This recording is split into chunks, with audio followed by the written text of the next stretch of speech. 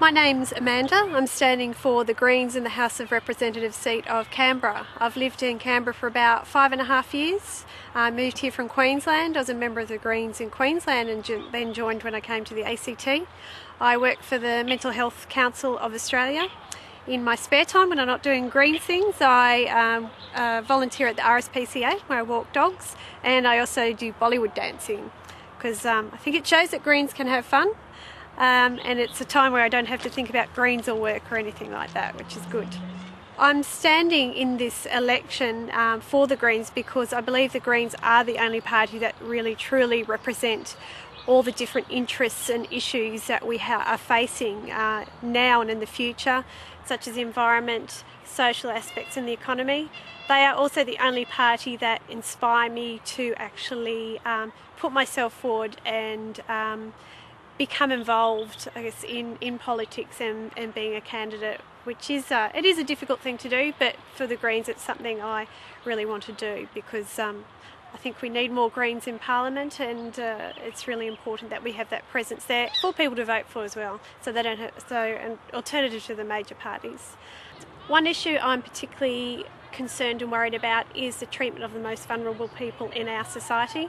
I work with people with mental illness, and I hear about a lot of issues working with people, I guess, and having contact with people who are involved at the coalface of these issues. I hear a lot of concerning things, particularly in relation to welfare to work, which was legislation introduced last year, and under that people with mental illness are being particularly affected because they're being forced into a situation where they're having their income, which is their safety net, threatened, and being made to have their work capacity assessed, which basically puts them in a situation where because of their episodic illness, they can't always fulfil the requirements that they have to do, and they are actually being breached, and a lot of people are just dropping out of the system.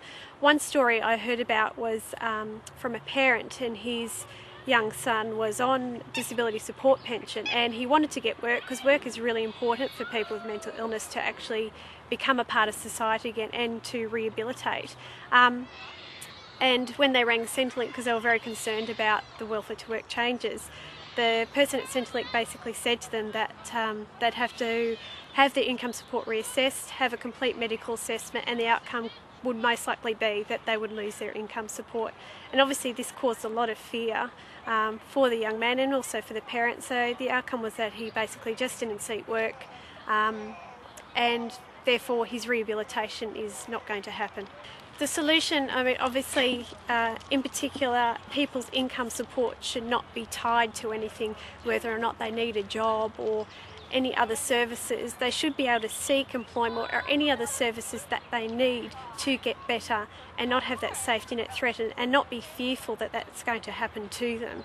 The policies that the Greens have reflect an understanding of the issues that are affecting people on the ground, and they need to, and taking into account that grassroots input and not relying on policy that's being developed from above and then trickling down and not actually having any basis in reality of what's actually happening to people on the ground.